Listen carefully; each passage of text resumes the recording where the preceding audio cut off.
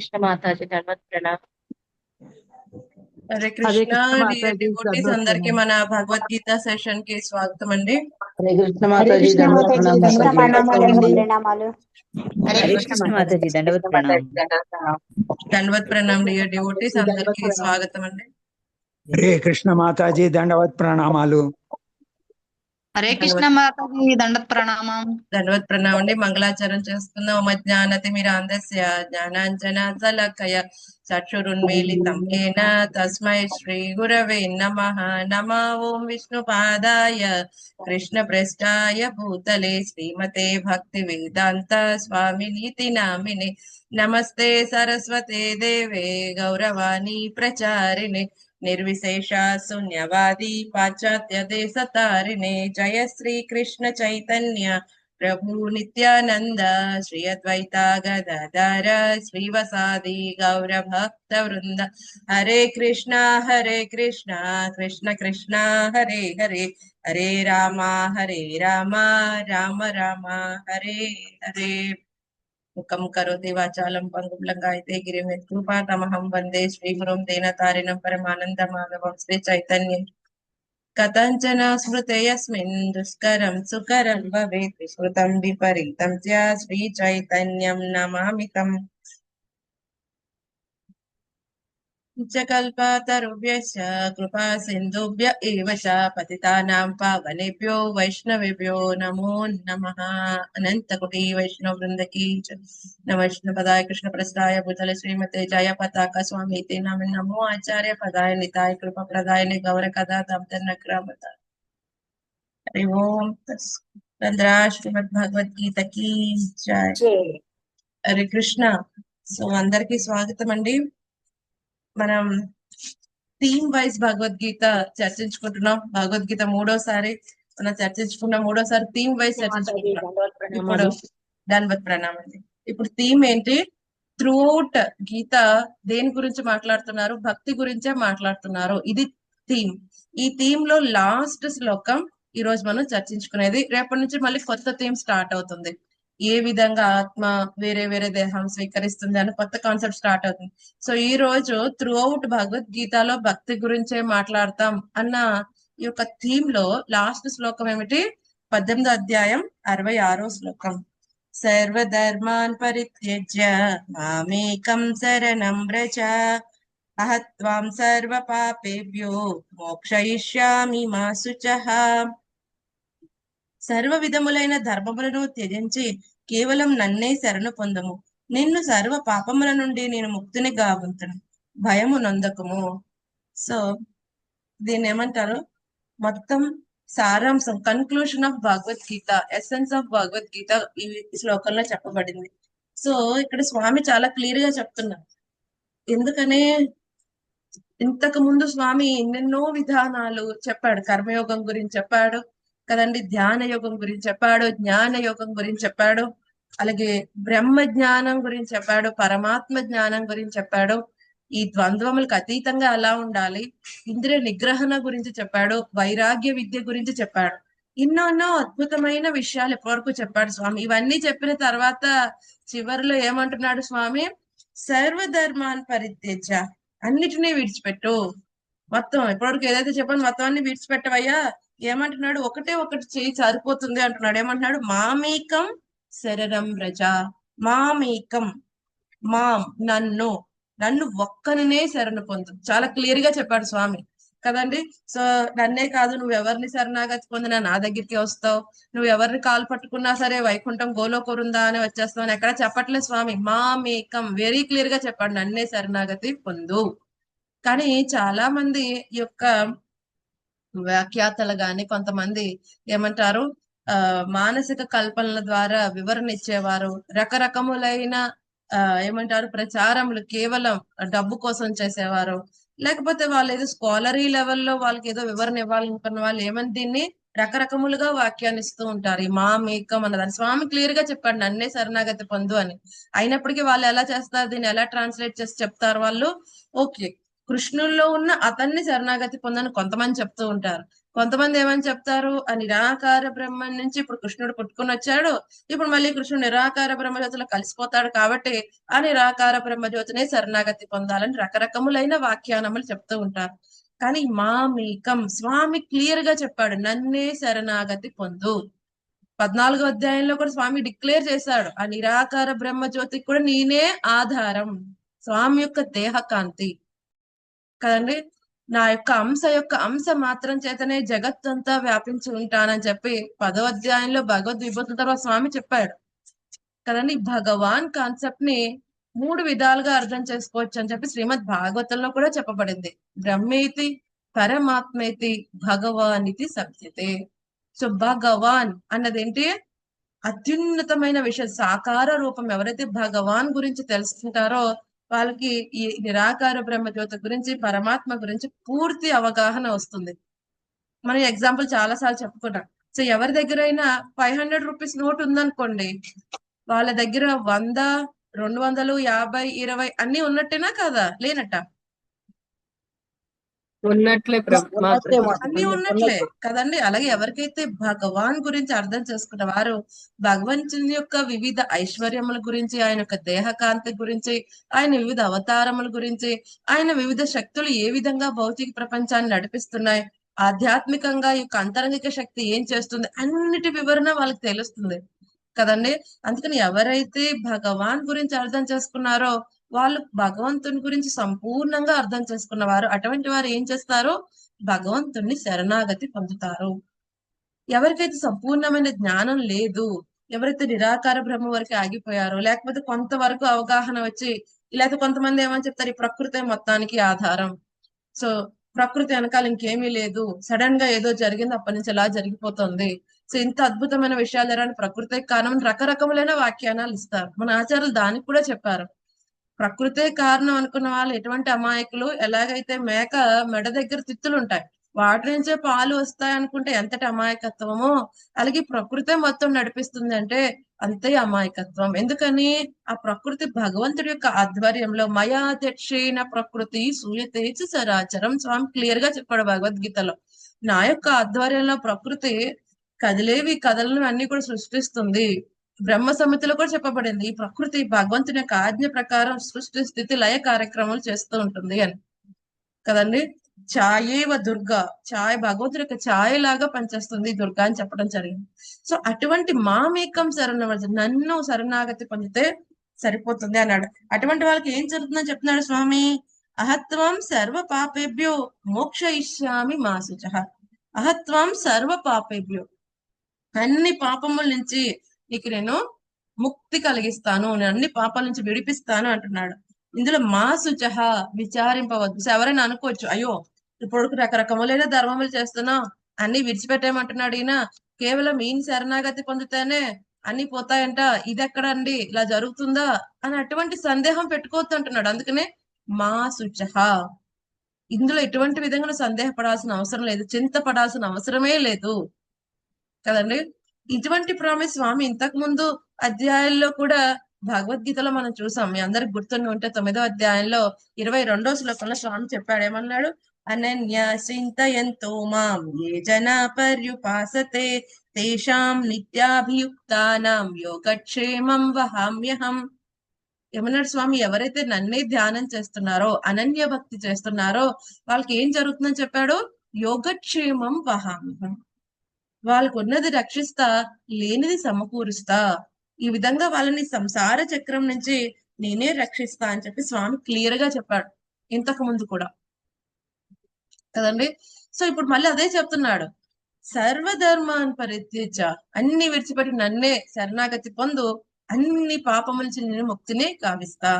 మీకు గుర్తుండి ఉంటే భగవద్గీత 7వ అధ్యాయంలో ఒక శ్లోకంలో చెప్తాడు స్వామి, ఎవరైతే గనక భగవంతుణ్ణి దృఢవ్రతం, దృఢమైన చిత్తంతో శరణాగతి పొందాలి అంటే కొన్ని కండిషన్స్ చెప్తాడు వాళ్ళకి.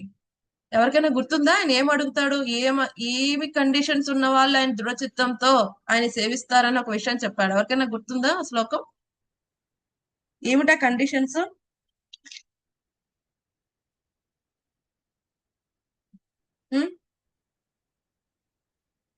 జ్ఞానాన్ని కోరేవారు, ధనాన్ని ఆశించేవారు, అదా మాతాజీ? అది కాదు, ఒక కండిషన్ చెప్పాడు ఆయన. ఈ విషయంగా ఉంటే గనక నా మెందు దృఢమైన చిత్తంతో నన్ను శరణాగతి పొందుతారు. ఏషాం త్వంతగతం పాపం జనానాం పుణ్య కర్మణాం తే ద్వంద్వమోహ నిర్ముక్త భజంతే మాం దృఢవ్రతాః. ఏం చెప్పాడు భగవద్గీత 7వ అధ్యాయం 28వ శ్లోకంలో ఆయన చెప్పాడు, ఏషాం త్వంతగతం పాపం, పూర్వ జన్మలందు గాని ప్రస్తుత జన్మలందు గాని పుణ్యకార్యములు చేస్తూ పాపములు పూర్తిగా నశింప చేసుకున్న వారు ఈ యొక్క ద్వంద్వ మోహము నుంచి విముక్తి పొందుతారు. వాళ్ళే నా యందు దృఢమైన చిత్తముతో ఉంటారు.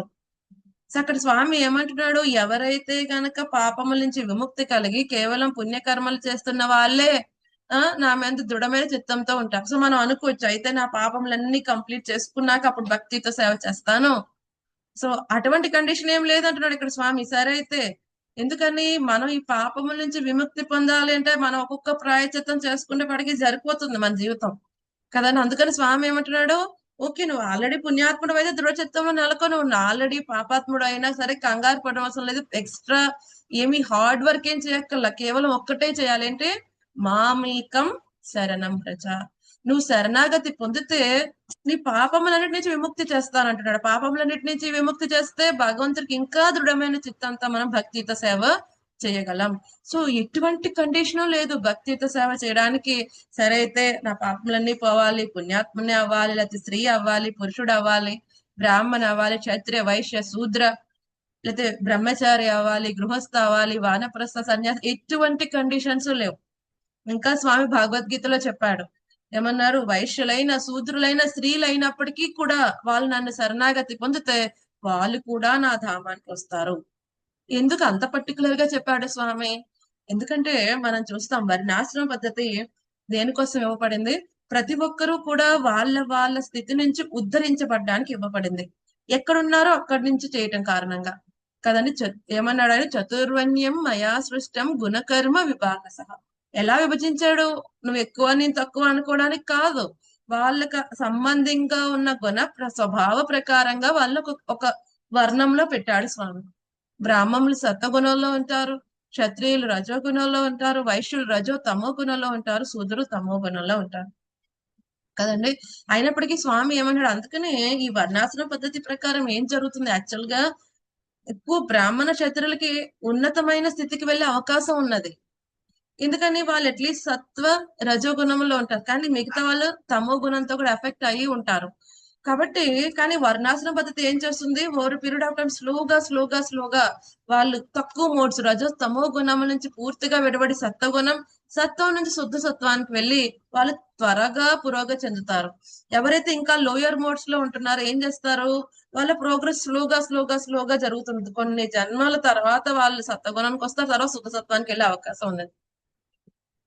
కానీ ఎవరైతే గనక వైశ్యుడైన శూద్రుడైన స్త్రీ అయినప్పటికీ కూడా వాళ్ళు ఏం చేస్తే భక్తితో సేవ చేస్తే సంబంధం లేదు, ఎవరైనా సరే శుద్ధ సత్వానికి ప్రమోట్ అవుతారు. ఎందుకని కేవలం సాధన చేయటం కారణంగా. అభ్యాస యోగేన కౌంతేయ, కేవలం అభ్యాస యోగం భగవంతుని యొక్క సాధన భక్తి చేయటం కారణంగా ఏం జరుగుతుంది, ఎవరైనా వాళ్ళు ఉన్న తక్కువ గుణముల నుంచి ఉద్ధరింపబడి ఉన్నతమైన శుద్ధ సత్వ గుణంలోకి గుణాతీతమైన స్థితికి ఎవరైనా ప్రమోట్ అవ్వగలరు. సో దానికి పెద్ద కష్టమే చేయబడలేదు. ఆయన ఏమన్నాడు, మామేకం శరణం రజ.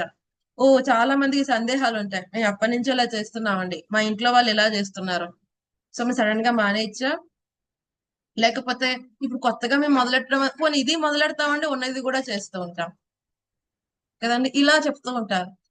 కానీ స్వామి ఏమన్నాడు, మామేకం నన్ను శరణాగతి పొంది. ఓకే ఇప్పటి వరకు తెలియదు ఆయన గురించి, ఇప్పుడు కనీసం తెలిసింది, ఏం చేయాలి, సంపూర్ణ శరణాగతి ఆయన్ని పొందాలి కదండి. కేవల భక్తి, అనన్య భక్తి చేయమంటున్నాడు స్వామి. ఎవరైతే ఆయనకి అనన్య భక్తి చేస్తారో ఆయన ఏం చేస్తాడో వాళ్ళ యొక్క యోగం క్షేమం ఆయనే చూసుకుంటాడు.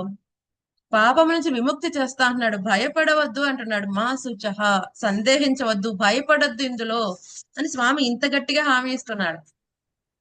మనకి అందరి మీద నమ్మకం ఉంటుంది ఏమండి, కానీ స్వామి మీద తప్ప. ఎల్ఐసి వాడి మీద నమ్మకం ఉంది, కార్ ఇన్సూరెన్స్ వాడి మీద నమ్మకం ఉంది ఏమండి, బీమా పాలసీస్ ఇచ్చేవాడి మీద నమ్మకం ఉంది, బ్యాంక్ లో డబ్బులు కడతాం ఎంతో కష్టపడి తెచ్చుకున్న డబ్బులు సంపాదించినవి, వాడి మీద నమ్మకం ఉంది. బస్సు ఎక్కుతాం, డ్రైవర్ చక్కగా తీసుకెళ్తాను వాడిని నమ్ముతాం, వాడిని లైసెన్స్ చూపించవయ్యా తర్వాత ఎక్కుతానని అడగాం కదండి. ట్రైన్ అసలు ఎవరు చేస్తున్నారో దాని మనకు తెలియదు, అర్ధరాత్రి చక్కగా పడుకుంటాం, సేఫ్ గా తెల్లారబడికి ఇంటికి వెళ్తామని. ఇప్పుడు ప్లేన్ ఎక్కుతాం, ఏరోప్లేన్ ఎక్కుతాం, పైలట్ ని అడిగామా, పైలట్ ఒకసారి ఇవ్వండి మీకు ఎన్ని అవర్స్ రికార్డింగ్ ఉంది, ఆయన అందరినీ నమ్ముతాం కానీ స్వామిని మాత్రం నమ్మం. స్వామి మామేకం శరణం రజ, నన్ను శరణాగతి పొందవయ్యా అంత క్లియర్ గా చెప్తున్నప్పటికీ కూడా ఎవరిని నమ్మాలో ఆయన్ని మాత్రం నమ్మం మనం కదండి. ఏమని చెప్తాం శరణాగతి పొందాలంటే? యాక్చువల్ గా శరణాగతి అనే పాటికి చాలా మంది ఏమనుకుంటారు, ఓ మేమెందుకండి సర్వెంట్ అవ్వాలి. సో ఒక్కోసారి ఎప్పుడైనా భక్తులు మనం మెసేజ్ రాసేటప్పుడు యువర్ సర్వెంట్ అని రాస్తేనే చాలా మంది, మీరు ఎప్పుడు మాకు సర్వెంట్ అయ్యారు, ఆయన సర్వెంట్ అని ఎందుకు రాస్తున్నారు, అది చాలా తక్కువ విషయం కదా, ఎందుకు మీరు సర్వెంట్ అని చెప్పుకుంటున్నారు అంట. భౌతిక ప్రపంచంలో ఎవరికైనా సేవకుడు లేదా సేవకురాలు అంటే కనుక చాలా తక్కువ పొజిషన్, కానీ ఆధ్యాత్మిక ప్రపంచంలో దాసానుదాస, సేవకుడు యొక్క సేవకులు, ఇది అత్యున్నతమైన పొజిషన్ అని చైతన్య మహాప్రభు ఏం చెప్పారు, నేను బ్రాహ్మణ కాదు, క్షత్రియ కాదు, వైశ్య కాదు, శూద్ర కాదు, గృహస్థ కాదు, బ్రహ్మచారి కాదు, వానప్రస్థ కాదు, సన్యాసి కాదు, మరి నేను ఎవరు, నా ఐడెంటిఫికేషన్ ఏమని చెప్పాడు ఆయన, గోపి వృత్త కమలయోడు దాసానుదాస, గోపికల యొక్క దాసుల యొక్క దాసు కదండి. హయ్యెస్ట్ పొజిషన్ దాసుడు అవటం అనేది. కానీ ప్రాబ్లం ఏంటంటే ఎవరికి దాసుడు అవుతున్నాం అది ఇంపార్టెంట్ కదండి. ఆచార్యులు ఏం చెప్తారు, ఎవరి దగ్గర మనం దాసత్వం చేసి ఎవరి దగ్గర తల వంచి మనం నమస్కరిస్తే ఇంకెవరి దగ్గర మనం ఉంగి నమస్కరించాల్సిన అవసరం లేదో అటువంటి వాడికి దాసుడు అవ్వాలి కదండి. సో అందుకనే ఈ యొక్క మన యొక్క సహజమైన ధర్మం, జీవాత్మిక సహజమైన ధర్మమే సేవ చేయటం. మన చైతన్య మహాప్రభు కూడా చెప్తారు అసలు సనాతన గోస్వామి గారికి, మన నిజస్థితి ఏమిటి, నేను ఎవ్వరు అని అడిగినప్పుడు అసలు సనాతన గోస్వామి గారు ఏమని చెప్తారు, జీవేర స్వరూపహోయ్ కృష్ణేర నిత్యదాస్. జీవుడి యొక్క స్వరూప స్థితి అంటే కృష్ణుడి యొక్క నిత్య సేవకుడు. సో ఈ సేవకుడు అనేది మనకి సహజ ధర్మం. ఇప్పుడు భగవంతుడి సేవ చేస్తాం, లేకపోతే ఈ భౌతిక ప్రకృతికైనా సేవ చేస్తాం. ఒకటికి మన ఇంద్రియంతో భగవంతుడికైనా సేవ చేయాలి, లేకపోతే ఏం చేస్తాం, మన దేహానికి సంబంధించిన వాళ్ళను ఎవరొకరు సేవ చేయకుండా మనం ఉండలేం. ఎలాగైతే ఆ షుగర్ కి సహజ ధర్మం బట్టి తీపిగా ఉండటం కదండి, అంతే విధంగా జీవాత్మిక సహజ ధర్మం ఏమిటి, సేవించుకున్న వాడు ఉండలేడు కదండి. అందుకనే పిల్లలు పెద్దలు అయిపోయి ఎక్కడెక్కడికి వెళ్ళిపోతే వాడు ఎవరిని సేవించుకుని ఉండలేక ఏం చేస్తాడు, కుక్కున పిల్లని తెచ్చి పెంచుకుంటాడు, దానికైనా సేవ చేస్తాడు కానీ సేవ చేయకుండా ఉండలేడు వాడు, ఎందుకని సహజ ధర్మం. సో ఏదైతే ప్రత్యక్షంగా సేవ చేయటం అద్భుతమైన విషయం. సో ఏదైతే ప్రకృతికి చేయటం అనేది ఏంటి, అది కూడా ఇండైరెక్ట్ గా స్వామికి చేయటమే, బట్ అది ఇండైరెక్ట్ గా చేయటం. ఏదైతే భగవంతుడికి సేవ చేస్తే అది మనని ఈ భౌతిక బంధనముల నుంచి విముక్తి చేస్తాడు స్వామి కదండి. ఏమని చెప్పాడు ఆయన భగవద్గీతలో 3వ అధ్యాయం 9వ శ్లోకంలో చెప్పాడు, యజ్ఞార్థాత్ కర్మణోన్యత్ర లోకోయం కర్మ. ఏమని చెప్పాడు, ఎవరైతే నన్ను శరణాగతి పొంది నా యొక్క ప్రీత్యర్థం కర్మలై చేస్తారో, యజ్ఞేశ్వరుడు ప్రీత్యర్థమే చేస్తారో వాళ్ళు ఈ బంధనం నుంచి విముక్తులు అవుతారు. అలా కాకుండా వాళ్ళ యొక్క ప్రీత్యర్థం చేస్తే ఏమవుతుంది, కర్మ బంధనంలో పెట్టబడతారు. సో ఆయనకి శరణాగతి పొందండి అని ఆయన అడుగుతున్నాడు. ఇప్పుడు భగవంతుడు శరణాగతి పొందితే ఎవరికి లాభం, ఆయనకి లాభమా, ఓ ఇంతమంది నాకు శరణాగతి పొందారు. ఇప్పుడు చాలా మందికి ఉంటుంది కదా, నా ఫేస్బుక్ ఇంతమంది ఫాలోవర్స్ ఉన్నారు, నా ట్విట్టర్ లో ఇంతమంది ఫాలోవర్స్ ఉన్నారు, నేను వాట్సాప్ స్టేటస్ పెట్టే ఇంతమంది లైక్ కొట్టారు. ఇటువంటి వాటి కోసం ఆయన అడుగుతున్నాడండి, ఆయనకి అవసరమా? లేదు మాతాజీ, ఆయన శరణాగతి పొందడం కారణంగా ఎవరికి లాభం, మనకే మాతాజీ, మనకే లాభం. ఎందుకని ఆయనకి శరణాగతి పొందడం కారణంగా ఈ జన్మ సంసార చక్రం నుంచి, జన్మ మృత్యు భరితమైన సంసార చక్రం నుంచి మనకు విముక్తి వస్తుంది. మనకి అవసరం ఆయన శరణాగతి పొందటం కదండి. మనం ఆయనకి శరణాగతి పొందితే ఆయనకి పెద్ద కలిసి వచ్చేది ఏమీ లేదు. అయినప్పటికీ కూడా ఆయన వెయిట్ చేస్తున్నాడు, ఎప్పుడు వస్తాడు వీడు నా దగ్గరికి కదండి. అందుకనే స్వామి ఆయన వద్దయ్యా, నువ్వు వద్దు, మాకు వద్దు అని చెప్పినప్పటికీ వస్తున్నాడు. మనకు కూడా చూస్తాం, స్నేహితులు ఉంటారు, బంధువులు ఉంటారు కదండి. సో వాళ్ళు 2-3 సార్లు పిలిచినా మనం వెళ్ళకపోయినా, 2-3 సార్లు ఫోన్ చేసి మాట్లాడకపోయినా కదండి, వాళ్ళతో కొన్ని సంవత్సరాలు మనం మాట్లాడకపోయినా, వాళ్ళు పిలిచినప్పుడు మనం వెళ్ళకపోయినా ఏం చేస్తారు?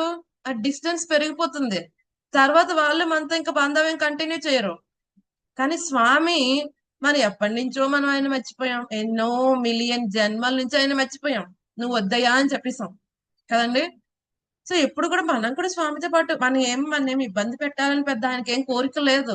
కొంతమంది అంటారు, ఎందుకండి స్వామి మమ్మల్ని ఇలా కష్టాలు పెట్టేస్తున్నాడు, మమ్మల్ని ఎందుకండి ఇలా కష్టాలు, మనకి కష్టపెడితే ఆయన ఏదో ఫ్లూట్ ఊదుకుని ఆనందంగా ఉండేంత క్రూరుడేం కాదు మన స్వామి కదండి. మన ఇంట్లో ఏదైనా చిన్నపిల్లలు అల్లరి చేసినా దండించే తండ్రి ఎలా క్రూరుడు కాడో, అలాగే మన పరిస్థితి కూడా కదండి. సో మనం ఏం చేసాం, మనమే ఇండిపెండెంట్ గా ఉండాలనుకున్నాం. మనకి చిన్నపాటి స్వతంత్రం ఇచ్చాడు. ఆ స్వతంత్రం ఇవ్వకపోతే ఏమంటాము, రోబోట్ లైఫ్ అయిపోయిందండి, ఏం చేయడానికి లేదు. పిల్లలు అంటారు కదా, టీవీ చూడొద్దు, ఫోన్ ఇవ్వట్లేదు అమ్మంటే, ఇవి పెద్ద దెయ్యం, ఫోన్ ఇవ్వదు, టీవీ చూడనివ్వదు, మీ అమ్మే మంచిదిరా బాబు అని మాట్లాడుతూ ఉంటారు. ఫ్రీడమ్ లేదు, ఫ్రీడమ్ లేదు, ఫ్రీడమ్ లేదు కదండి. సో స్వామి మనకి ఫ్రీడమ్ ఇవ్వకపోతే అలాగేనే అంటాం. అందుకని స్వామి చిన్నపాటి ఫ్రీడమ్ ఇచ్చారు. పేరెంట్స్ కూడా చిన్నపాటి ఫ్రీడమ్ ఇస్తారు. ఫోన్ ఇస్తాను, జాగ్రత్తగా నీ చదువుకు సంబంధించినవి చూసుకో, ఆన్లైన్ క్లాసులు అయిపోయిన తర్వాత క్లోజ్ చేసి పక్కన పెట్టావు. కానీ వాడు ఉపయోగించుకోకపోతే వాడి సమయం వృధా అయిపోతుంది, వాడి జీవితం నాశనం అయిపోతుంది.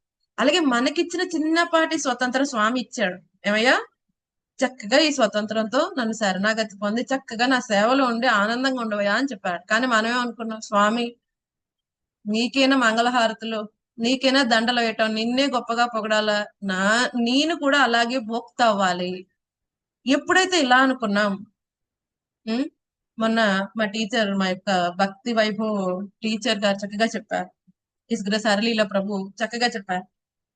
సో స్వామి కావాలి అంటే మనకి ఏదైతే కోరిక ఉందో తీర్చేస్తాడు. వైకుంఠంలోన గోలోక బృందావనం ఇక్కడ పంపించక్కల. కానీ ప్రాబ్లం ఏంటంటే, ఒక్కళ్ళే కృష్ణుడిలాగా అవ్వాలనుకోవట్లేదు. ఏంటి, ప్రతి ఒక్కరు కృష్ణుడిలాగా అవ్వాలనుకుంటున్నారు ప్రతి ఒక్కరిని కృష్ణుడిలాగా ఎలా చేస్తాడు ఆయన? అలా చేస్తే మరి వేరే వాళ్ళ కోరిక తీర్చినట్టు అయిపోద్ది కదా. అలా కాకుండా ఫోన్లే అని వదిలేశాడు అనుకోండి, అక్కడ ఏం చేస్తారు? స్కూల్లో టీచర్ గారు లేనప్పుడు ఎవరిని అల్లరి చేస్తారు, పోనీ ఉన్నప్పుడు అల్లరి చేస్తున్నారు అనుకోండి, సరేలే వాడు అల్లరుడు అని వదిలేస్తే ఏం చేస్తాడు వాడు? ఇంకో 10 మందిని చేరుస్తాడు. ఏమంటారు? తాను చెడిన కోతే వనమంతా చెడుస్తుంది. సో మొత్తం అందరినీ కూడా అలాంటి వాడి చేతిలో గాలిపటం ఉంటుంది, వాటి కంట్రోల్ చేయకపోతే టీచర్ ఏం చేస్తాడు? వాడు మొత్తం అందరి చేతులు గాలిపటాలు ఎగరేస్తాడు క్లాస్ లో. అప్పుడు ఏం చేస్తారు? వాడిని పక్కన పెడతారు కదండి. బాబు ఇలా కాదు క్లాస్ లో వ్యవహరించేది, ఒక అరగంట బయట నుంచో పెడతారు, ఆటోమేటిక్ గా సెటరేట్ అయిపోతారు, లోపలికి వస్తారు. ఇంకా అప్పటికి కూడా తెలుసుకోకపోతే వాడు మూర్ఖుడు కదండి. అలాగే స్వామి ఏం చేశాడో, ఇక్కడ ఉంటే మిగతా ఎంతో సంతోషంగా ఉంటున్న వాళ్ళని, వైకుంఠ వాసులను కూడా డిస్టర్బ్ చేస్తాడు వీడు, సరే అని చెప్పి ఇక్కడికి మనం పంపించడం జరిగింది. సో ఇక్కడ వదిలేశాడా? సరే అయితే పో అని వదిలేశాడా? లేదు కదండి. ఏ తండ్రి కూడా ఎప్పుడు కూడా పిల్లవాడిని పొమ్మని చెప్పాడు. కానీ కొంతమంది పిల్లలే బయటకు వచ్చేస్తారు ఇండివిజువల్ గా ఉండాలని. కానీ ఎప్పుడైతే తండ్రి విలువ తెలుస్తుందో మళ్ళీ వెంటనే ఇంటికి పరిగెత్తుకుని వస్తారు కదండి. సో అలాగే స్వామి ఇక్కడికి మనం పంపించినప్పుడు మనల్నే పంపించలేదు, స్వామి కూడా ఏం చేశాడు? పరమాత్మ కింద మనతో పాటు ఉంటున్నాడు, మన యొక్క దశ దిశ నిర్దేశిస్తున్నాడు. అసలు స్వామి సహకారం లేకపోతే మనం ఏ విధంగా ఇండివిజువల్ గా ఎంజాయ్ చేయాలనుకున్నామో అది కూడా ఎంజాయ్ చేయలేం, అది కూడా మనకు గుర్తుండదు. ఇంతకు ముందు జన్మలో ఏ కోరికతో మనం ఇంకా ఇక్కడే కంటిన్యూ అవుతున్నామో అది కూడా మనకు గుర్తుండదు. అంతటి తెలివైన వరం మనం. అందుకని స్వామి ఏం చేస్తాడు? మత్త స్మృతి జ్ఞాన మపోహనంచ, జ్ఞానం మరపు అన్ని ఇస్తాడు. అరే బాబు లాస్ట్ జన్మలో ఇక్కడ కాపో, ఈ కోరికని ఏది తొందరగా కంప్లీట్ చేసుకో. మళ్ళీ ఆయన అదే గుర్తు చేస్తున్నాడు. రాత్రి పడుకున్నప్పుడు ఒక విషయంతో ఆపేసాము, పొద్దున్న తెల్లారి లేచిన వెంటనే ఎవరు గుర్తు చేస్తున్నారు? స్వామి గుర్తు చేస్తున్నాడు. మనమే అంత ఎక్స్పర్ట్స్ అయితే కొన్ని ఎందుకు గుర్తున్నట్లా, కొన్ని ఎందుకు గుర్తుంటున్నాయి కదండి. స్వామి కారణం. మత్త స్మృతి జ్ఞాన మపోహనంచ. సో స్వామి ఏం చేస్తున్నాడు? ఎన్నెన్నో అవతారములు తీసుకుని వస్తున్నాడు ఇక్కడ భౌతిక ప్రపంచానికి. రావాల్సిన అవసరం లేదు, కానీ ఏం చేస్తున్నాడు? మన మీద ప్రేమతో వచ్చి ఎన్నెన్నో లీలలు చేసి, అక్కడ ఉన్నప్పుడు ఎప్పుడైతే ఆయన అవతరించినప్పుడు ఉన్న వాళ్ళందరూ చక్కగా అడ్వాంటేజ్ తీసుకుని ఆయనతో పాటు ధామానికి వెళ్ళిపోతారు. మిగతా వాళ్ళు ఏం చేస్తున్నారు? ఆ లీలలు ఆచారుల ద్వారా శ్రవణం చేసి అక్కడికి వెళ్ళాలి. మళ్ళీ ఈ భౌతిక ప్రపంచం కాకుండా వేరొక ధామం ఉన్నది, ఆధ్యాత్మిక ప్రపంచం. అక్కడ సూర్యచంద్రుల అగ్ని యొక్క అవసరమే ఉండదు, స్వయం ప్రకాశమానంగా ఉంటాయి. అక్కడ అన్ని కూడా శాశ్వతంగా ఉంటాయి, ఏది కూడా కాల ప్రభావంతో నశించదు. ఇక్కడ మనకి దుఃఖానికి కారణం ఏంటి భౌతిక ప్రపంచంలో? ఎందుకండి ఇక్కడ మనం భయపడాల్సిన భయానికి కారణం ఏంటి భౌతిక ప్రపంచంలో? ఎందుకు మనం భయపడతాం?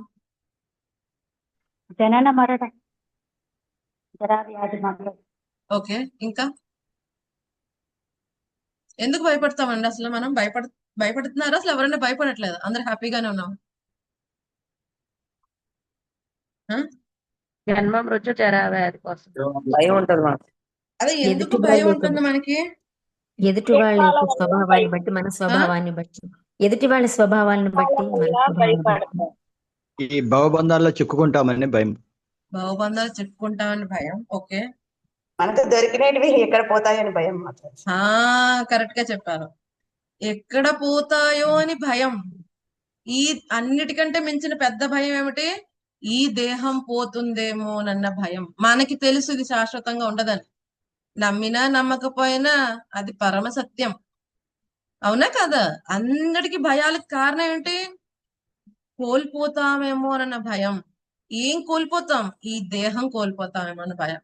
అందరికీ తెలుసు డబ్బులు పోతే మళ్ళీ సంపాదించుకోవచ్చు, రిలేషన్స్ పోతే కాలు పట్టుకుని ఏదో మళ్ళీ శరణాగతి పొందితే ఒకేసారి అయితే మళ్ళీ రిలేషన్స్ వెనక్కి తెచ్చుకోవచ్చు, ఫ్రెండ్స్ ని తెచ్చుకోవచ్చు, వ్యాపారంలో మళ్ళీ నిలబడవచ్చు. కానీ ఈ దేహం పోతే మళ్ళీ రాదు, కాబట్టి దీన్ని కాపాడుకొని ప్రతి ఒక్కరికి తెలుసు. అందుకే చీకట్లో ఎక్కడికైనా వెళ్ళాలంటే భయం కదండి. అమ్మో, ఈ దొంగ ఎప్పుడు ఉంటాడో ఏమో, ఏం జరుగుతుందో అని భయం.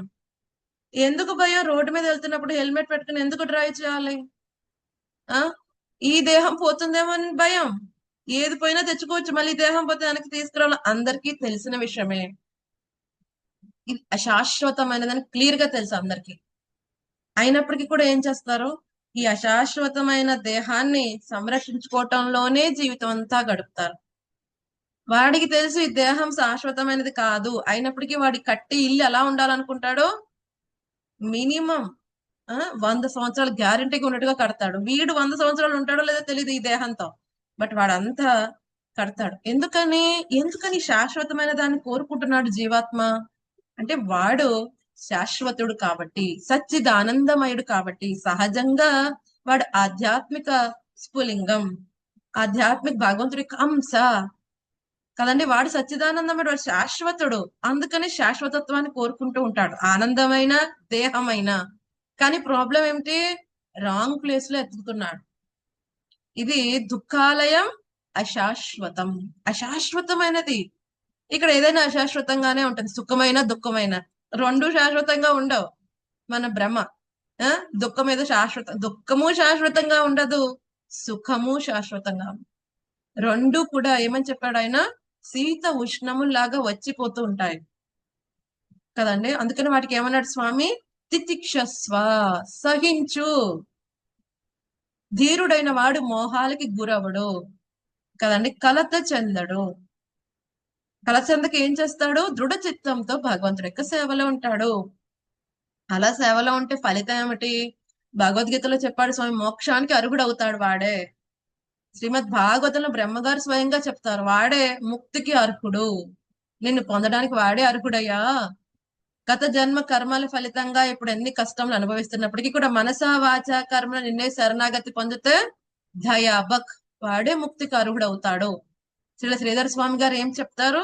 ఏ విధంగా అయితే ఒక తండ్రి తర్వాత ఆస్తి కొడుకుకి ఎలా ప్రాప్తిస్తుందో, అలాగే ఒక జీవాత్మ భక్తి జీవితంలో బతికి ఉంటే వాడు ముక్తికి అర్హుడు అవుతాడు. కాబట్టి మనం ఏం చేయాలి? మన నిజ స్థితి తెలుసుకోవాలి. ఎలా తెలుసుకుంటాం? ఒక గుడ్డివాడు ఇంకొక గుడ్డివాడికి డైరెక్షన్ చెప్పలేడు. ఆల్రెడీ ఎవరైతే ఈ యొక్క జీవన్ముక్త స్థితికి వచ్చారు, గుణాతీతమైన స్థితిలో ఉన్నారు, వాళ్ళు మనకి డైరెక్ట్ చేయగలరు.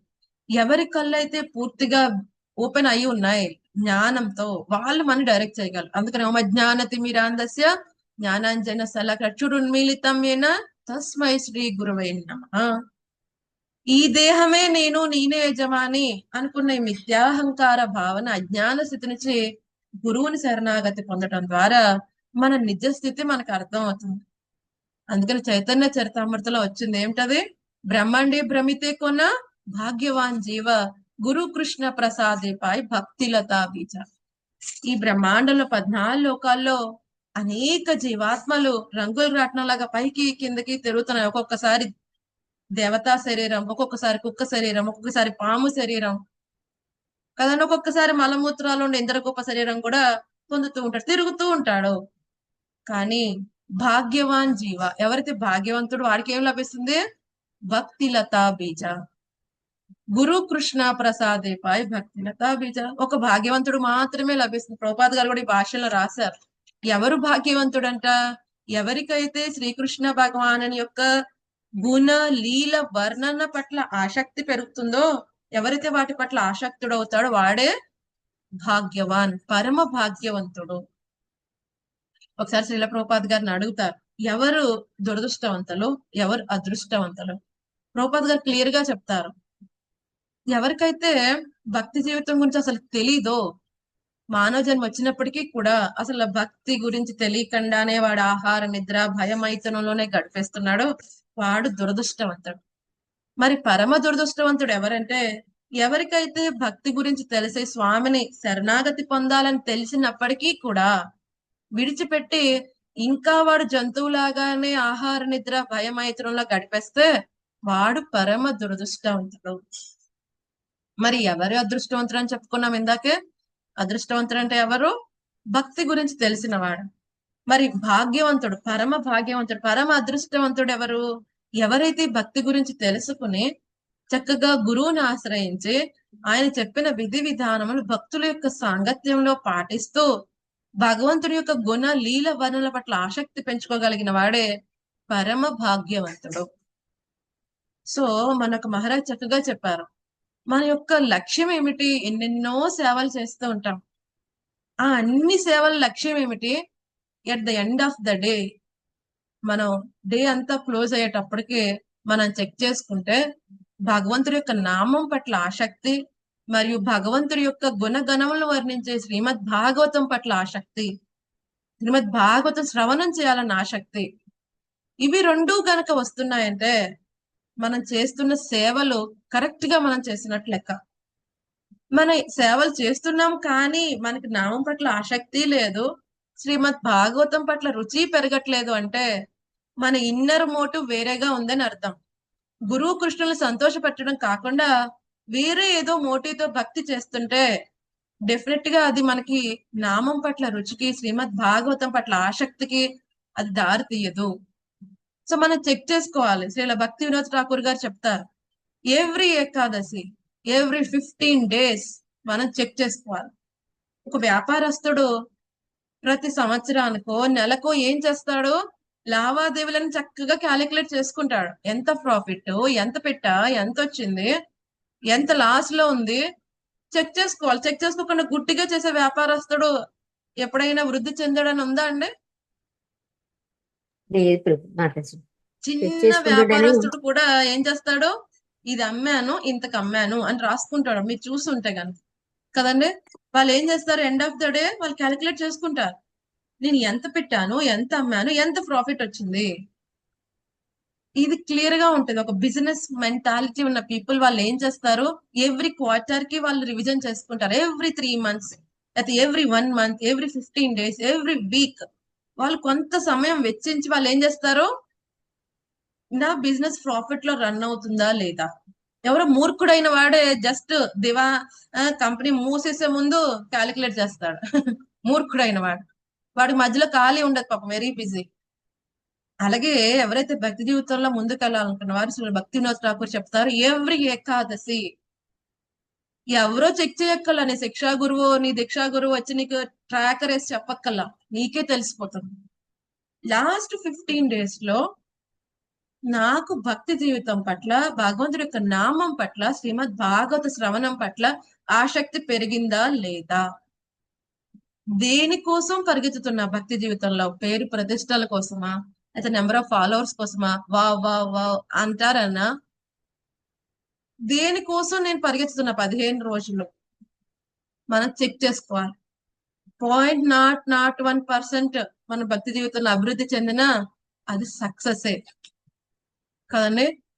నాకు శ్రీల రాధానాథ స్వామి మహారాజ్ చెప్పింది నాకు చాలా బాగా గుర్తుంది. ఆయన ఒకసారి చెప్పారు ఒక ప్రవచనంలో, భక్తి జీవితంలో మనం పరిగెత్తలేకపోతే కనీసం నడవాలి, నడవలేకపోతే ఏం చేయాలి, కనీసం పాకాలి. కానీ ఒకే ప్రదేశంలో ఎప్పుడు ఉండకూడదు. ఎంతో కొంత ఒక ఇంచ్ అయినా సరే ముందుకెళ్తూ ఉండాలి కదండి. మనం ఇంకా బతికి జీవించి ఉన్నందుకు, ఇంకా శ్వాస ఆడుతున్నందుకు ఏం చేయాలి, 0.01% అయినా డైలీ ముందుకు వెళ్ళటం కోసం ప్రయత్నించాలి కదండి. ఎవరితోనో కాంపిటీషన్ కాదు మనకి. ఓహో ఎవరు 64 మాలలు చేస్తున్నారంట, ఎవరు బ్రహ్మచారి అయిపోయారు, ఎవరితోనో మనం కంపేర్ చేసుకోక్కర్లేదండి. మనకి మనమే కంపేర్ చేసుకోవాలి. నిన్నటి కంటే ఈ రోజు నేను బెటర్ గా ఉన్నానా లేదా, వైష్ణవులతో డీలింగ్స్ లో గాని, నా భక్తి జీవితంలో శ్రద్ధ గాని, నామం పట్ల గాని, శ్రవణం పట్ల గాని, నాకు భక్తి జీవితం ఇంకా చేయాలనిపిస్తుందా లేదా, ఆసక్తి పెరుగుతుందా తగ్గిపోతుందా, అయ్యో అనవసరంగా ఈ భక్తిలోకి వచ్చాను అనిపిస్తుందా, వావ్ ఇది నా అదృష్టం, ఈ జన్మ పూర్ణ సుకృతమో ఇప్పటికి ఎంత భక్తి చేయగలుగుతున్నాను అనిపిస్తుంది. ఇవంతా మనం చెక్ చేసుకోవాలి. ఎప్పుడైనా వైష్ణవులకు అపరాధం చేస్తే భక్తి జీవితంలో ఇంట్రెస్ట్ పోతుంది, భక్తి చేయాలని ఇంట్రెస్ట్ కూడా ఉండదు, అర్చామూర్తిని ఆరాధించాలని ఉండదు, నామ సంకీర్తన చేయాలని ఉండదు, శ్రవణం చేయాలని ఉండదు, భక్తులకు సాంగత్యం ఇష్టమే ఉండదు. ఇవన్నీ దీని లక్షణాలు ఏంటి, వైష్ణవ అపరాధానికి వచ్చిన ఫలితములు మనం చెక్ చేసుకుంటూ ఉండాలి. అందుకే మనం చెప్తాం, మంచకల్పతరుభ్యశ్చ కృపా సింధుభ్యశ్చ పతితానాం పావనేభ్యో వైష్ణవేభ్యో నమో నమః. అందరు వైష్ణవులకు మనం నమస్కరించుకుంటాం, ప్రతిరోజు ప్రార్థించుకుంటాం, ఏ వైష్ణవుడికి నా వల్ల తప్పు జరిగితే క్షమించండి అని మన గురువులకి కృష్ణుడికి ప్రార్థించుకుంటాం. మీ కరుణ నా దగ్గర నుంచి తీసేయద్దు అని మనం ప్రార్థించుకోవాలి కదండి. ఈ విధంగా మనం ఏం చేయాలి, ఈ యొక్క గురువు యొక్క కృప కారణంగా మనం భక్తి జీవితంలోకి ముందుకు వెళ్ళే ప్రయత్నం చేయాలి కదండి. సో మొన్న ఒక మహారాజ్ చక్కగా చెప్తున్నారు. సరే అయితే ఒకసారి ప్రభుపాద్ గారి యొక్క శిష్యులు, ఆయన పేరు మర్చిపోయాను, ఒక శిష్యుడు ఉంటారనమాట. ప్రభుపాద్ అందరూ దండవత్ ప్రణామం పెడుతున్నారు కానీ నాకు ఎందుకో పెట్టాలనిపించట్లేదు ప్రభుపాద్. సో నాకు అనిపించినప్పుడు పెట్టమంటారా. ప్రభుపాద్ అన్నారు, నీకు ఇష్టం ఉన్నా లేకపోయినా నీ గురువుకు నువ్వు దండవత్ ప్రణామం పెట్టాలి. నీకు ఇష్టం ఉన్నా లేకపోయినా నామ సంకీర్తన చేయాలి, నీకు ఇష్టం ఉన్నా లేకపోయినా శ్రీమద్ భగవద్గీత శ్రవణం చేయాలి కదండి. ఇప్పుడు ఎవరికో బాగా ఒళ్ళు ఫీవర్ వచ్చేసింది, చేదు మెడిసిన్ తీసుకోవటం ఇష్టంగా ఉంటుందా వాడికి, ఊస్తాడు. కానీ అమ్మ ఏం చేస్తుంది, ఏదో విధంగా మాట చెప్పో మాయ చెప్పో ఆ తేనె పూసో ఏది పూసో మందు మాత్రం వేసేస్తుంది కదండి. ఇష్టం ఉన్నా లేకపోయినా మెడిసిన్ తీసుకోవాలి రోగగ్రస్త స్థితిలో. మాకేం రోగం వచ్చిందండి, కాళ్ళు చేతులు బాగానే ఉన్నాయి అనవచ్చు. మనకి రోగం వచ్చిందండి, మనకి ఏమైనా రోగగ్రస్తులమా కాదా, బాగున్నామా, మనకి రోగం వచ్చింది, భవరోగంలో ఉన్నాం మాతాజీ. భవరోగం ఉంది, జన్మ మృత్యు జరా వ్యాధి ఉన్నాయి. మన శరీరం ఇంకా ముసలి అయిపోతుంది, పెరగట్లేదు కదా, యవ్వనం అమ్మిపోవట్లేదు కదా మనం. అంటే ఏమిటి, ఈ భవరోగంతో బాధపడుతున్నాం. మనకేం శాశ్వతమైన దేహం రాలే, నారద మునిలాగా ఎప్పుడు కూడా శాశ్వతమైన దేహం రాలేదు కదండి. సో మనం అంటే ఈ భవరోగంతో బాధపడుతున్నాం అంటే మెడిసిన్ తీసుకోవాలి, తీసుకోకపోతే ఏమవుతుంది, రోగం ముదిరిపోతుంది కదండి. రోగం ముదిరిపోతే తీవ్రమైన అనారోగ్య స్థితికి వస్తే ఏమవుతుంది, చాలా కష్టపడాల్సి వస్తుంది. అలాగే ఈ భవరోగం బాగా ముదిరిపోతే ఇంకా తక్కువ ఏమంటారు, అసుర యోనుల్లో గాని, ఈ యొక్క జంతు శరీరంలో గాని, సరీసృపాలు ఇటువంటి దేహములు వస్తాయి. అది ఇంకా టార్చర్, అది కదండి, ఇంకా టార్చర్. అది ఇటువంటి విచక్షణ చైతన్యం లేని దేహములు ప్రాప్తించాయి అనుకోండి, జీవాత్మ ఇంకా చాలా సఫర్ అవ్వాల్సి ఉంటుంది. కాబట్టి మన అదృష్టం ఇప్పుడు, అది కూడా ఇప్పుడు కలియుగంలో గోల్డెన్ ఎరా కదండి, గోల్డెన్ టైం అంటున్నారు. కలి రెస్ట్ తీసుకున్నాడు, బ్రేక్ తీసుకున్నాడు, బ్రేక్ఫాస్ట్ చేసి వచ్చాడు అనుకోండి, పిల్లలు ఏం చేస్తారు, ఇంకా ఎక్కువ అల్లరి చేస్తారు. స్కూల్లో స్నాక్స్ బ్రేక్ ముందు కొంచెం అల్లరి తగ్గినట్టు అనిపిస్తుంది, స్నాక్స్ బ్రేక్ తర్వాత వాళ్ళు చూడాలి పీక్ లెవెల్లో ఉంటాయి వాళ్ళ గొంతులు కదండి. అలాగే కలి ఇప్పుడు బ్రేక్ తీసుకుంటాడు. 10,000 years స్వర్ణ యుగం ఇది.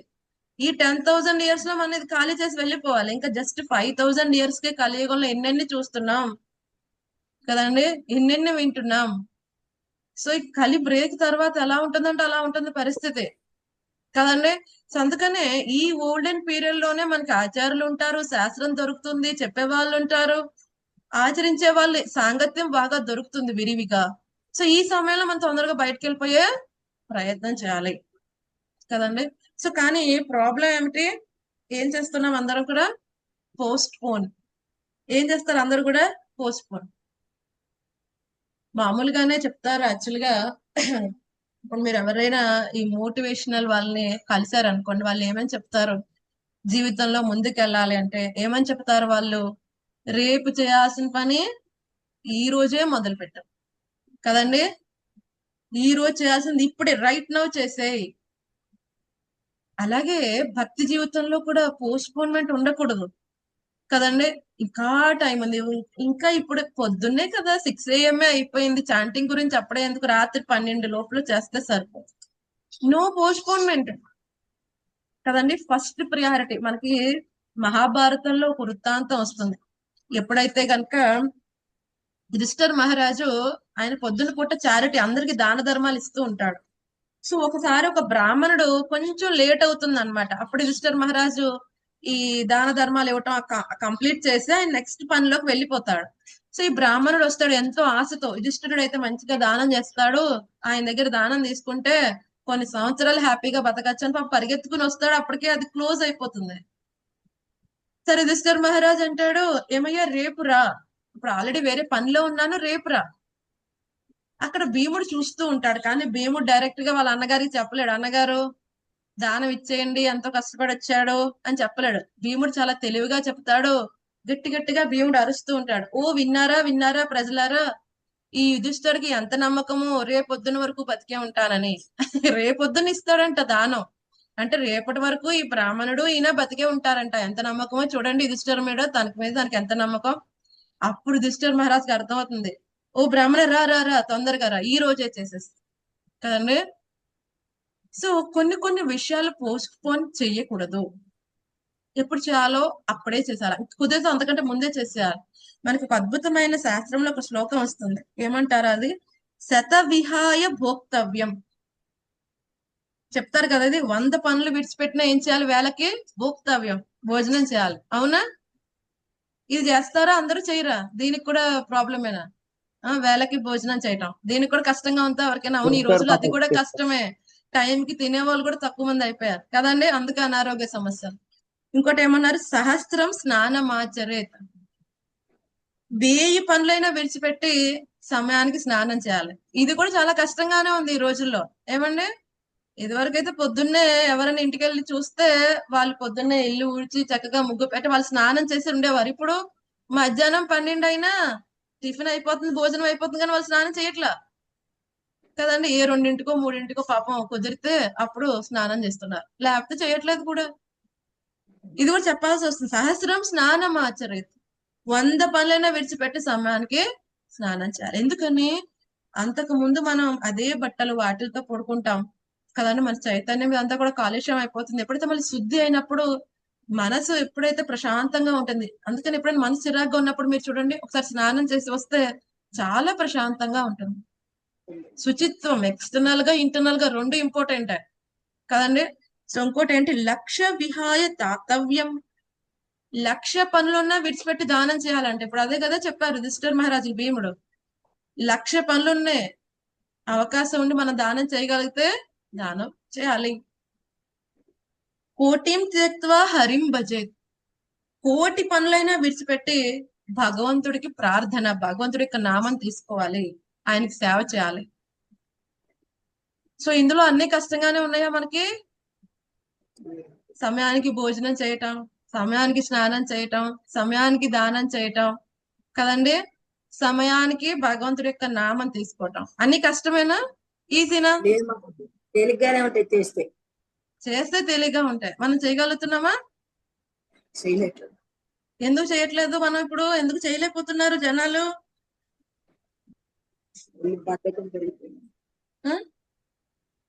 ప్రాబ్లం తమోగుణం, తమోగుణం ప్రభావం మాతాజీ. తమోగుణం. ఓకే,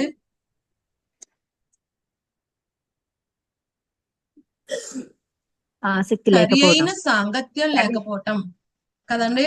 సాంగత్య దోషం సగానికి సగం సాంగత్య దోషం. సో ఇప్పుడు ఎవరైనా 3ంటికో 4ంటికి స్నానం చేసే వాళ్ళతో సాంగత్యం చేస్తే మనం 10ంటికి స్నానం చేసే వాళ్ళు కూడా ఓవర్ పీరియడ్ ఆఫ్ 4ంటికి చేస్తారు.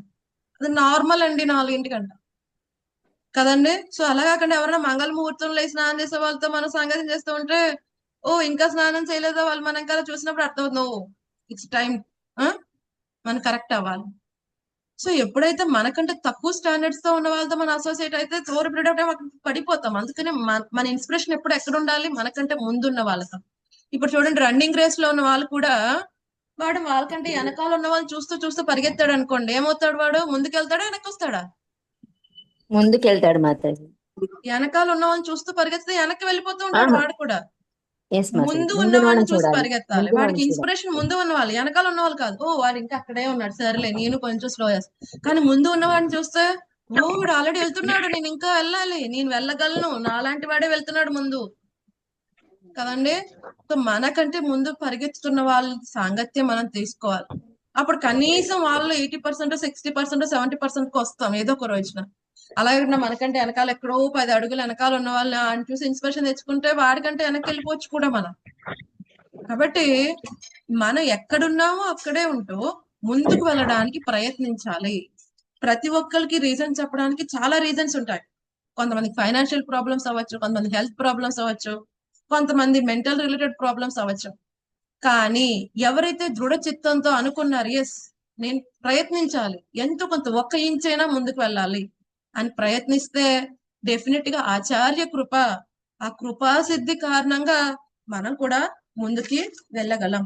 సో దానికి ఇక్కడ భక్తి రసామృత సింధులో ప్రభుపాద్ గారు ఒక అద్భుతమైన శ్లోకం చెప్తున్నారు. ఎలాగ శరణాగతి పొందాలి 6 రకముల విషయములు చెప్తున్నారు హరిభక్త విలాస్లో. షడ్విధ శరణాగతి 6 రకముల విధానం ఏమిటి? అనుకూలస్య సంకల్ప, రెండవది ప్రతికూలస్య వర్జనం. అనుకూలస్య సంకల్ప ఏదైతే మనకు భక్తి జీవితంలో ముందుకు వెళ్ళడానికి పనికొస్తుందో దానిని చేయాలి. ప్రతికూలస్య వర్జనం ఏదైతే మన భక్తి జీవితంలో ముందుకెళ్ళడానికి పనికిరాదో దాన్ని విడిచిపెట్టాలి. చాలా మంది అడుగుతారు ఏం చేయాలో ఏం చేయకూడదో తెలియట్లేదండి, కొన్ని చేయమంటారు కొన్ని వద్దంటారు. ఒకటే అండర్లైన్ పాయింట్, ఈ పని చేస్తే ఆధ్యాత్మ జీవితంలో ముందుకు వెళ్తామా అంటే చెయ్యి, లేదు అంటే విడిచిపెట్టు. Very simple. అనుకూలస్య సంకల్ప, ప్రతికూలస్య వర్జన. సో చాలా మంది రకరకాలు అడుగుతారు బయటకు వెళ్ళినప్పుడు, అది తినొచ్చా ఇది తినొచ్చు. ఎందుకు ఇన్ని అడుగుతున్నారు? ఓకే ఏ దీక్షాగురు తినేయచ్చు అని చెప్తే తినేయచ్చు అని వాళ్ళ ఆశ కదండి. వాళ్ళు ఒకసారి తినద్దు అన్నారంటే తినద్దు అంతే. కానీ అడుగుతారు, గుచ్చి అడుగుతారు, ఇలా చేయొచ్చు అలా ఎందుకని? ఏ మాత్రం ఎక్స్కేప్ ఓకే పలానా ఆవిడ చెప్పిందిలే తినేయచ్చు అని తినేయచ్చు. ఎక్స్కేప్ కోసమే మనం ప్రయత్నించేది రీజన్స్ అన్ని కూడా. కానీ ఒక్కటి సింగిల్ థింగ్, ఇది మనకు అనుకూలమా అయితే చేయాలి, ప్రతికూలమా మన భక్తి జీవితానికి విడిచిపెట్టాలి. మూడవది ఏమంటున్నారు? రక్షిష్యతీతి విశ్వాసో, భగవంతుడు నన్ను రక్షిస్తాడు అన్ని సమయాల్లో, ఈ నమ్మకం ఉండాలి. మూడవది ఏమని చెప్తున్నారు శ్రీల రూప గోస్వామి గారు? రక్షయిష్యతి విశ్వాసు, కాన్ఫిడెంట్ గా ఉండాలి. ఎస్ నా కృష్ణుడు నన్ను రక్షిస్తాడు. కానీ మన ప్రాబ్లం ఏమిటంటే కృష్ణుడు ఇలాగే రక్షించాలి. మనం కృష్ణుని అడుగుతాము రక్షించండి అని, కానీ ఏమని చెప్తాం? ఇలా రక్షించండి మనమే చెప్పేస్తాం ప్లాన్ కూడా. ఆయనకి తెలుసు ఎలా రక్షించాలో, కానీ మనం ఏంటి మన ఓన్ ప్లాన్ ఇచ్చి కృష్ణ దిస్ ఈజ్ పర్ఫెక్ట్, ఈ విధంగా రక్షించు. కానీ తన ఓన్ వేలో రక్షిస్తాడు కృష్ణుడు. ఒక్కోసారి ఈ భౌతిక దేహాన్ని కాపాడి రక్షిస్తాడు, ఒక్కోసారి కాపాడకుండా రక్షిస్తాడు కదండి.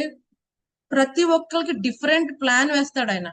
బట్ ఆయన మీద నమ్మకం ఉంచాలి కదండి. అది శరణాగతి యొక్క మూడవ థింగ్ ఏంటి? రక్షణ ఇస్తాడని నమ్మకం ఉండాలి. ఒకసారి ఒక వ్యక్తి చెట్టుని పరిగెత్తి ఉంటాడు, ఏదో పులి వస్తుందని ఓ చెట్టు కొమ్మని పట్టుకుని పైకి ఎక్కుతాడు. సరే అయితే రాత్రి అయిపోతుంది, కృష్ణ కృష్ణ కృష్ణ ప్రార్థిస్తాడు, నన్ను కాపాడువయ్యా నన్ను కాపాడువయ్యా.